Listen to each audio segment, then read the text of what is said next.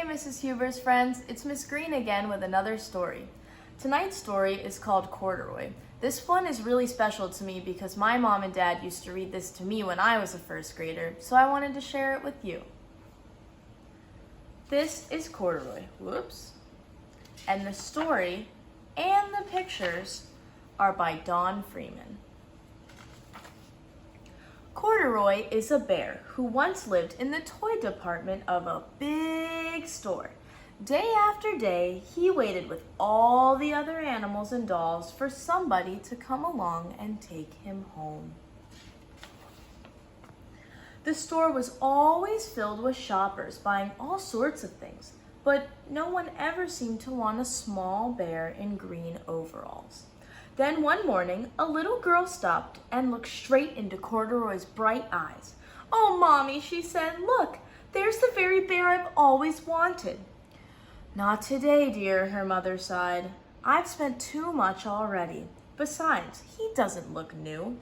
He lost the button to one of his shoulder straps."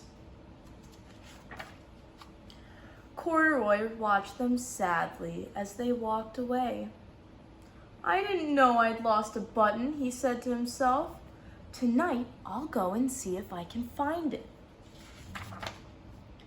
Late that evening, when all the shoppers had gone and the doors were shut and locked, Corduroy climbed carefully down from his shelf and began searching everywhere on the floor for his lost button. Suddenly, he felt the floor moving under him. Quite by accident, he had stepped onto an escalator, and up he went. Could this be a mountain, he wondered? I think I've always wanted to climb a mountain. He stepped off the escalator as it reached the next floor, and there, before his eyes, was a most amazing sight. Tables and chairs and lamps and sofas and rows of beds. "This must be a palace," Corduroy gasped. "I guess I've always wanted to live in a palace." He wandered around, admiring the furniture. "This must be a bed," he said. "I've always wanted to sleep in a bed." And up he crawled onto a large, thick mattress. All at once he saw something small and round. "Why, there's my button!" he cried, and he tried to pick it up. But like all the other buttons on the mattress, it was tied down tight. He yanked and pulled with both paws, and pop!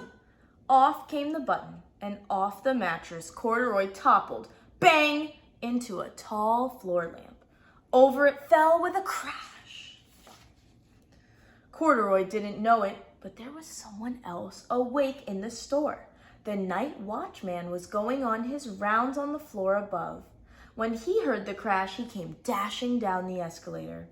"Now who in the world did that?" he exclaimed. "Somebody must be hiding around here." He flashed his light under and over sofas and beds until he came to the biggest bed of all.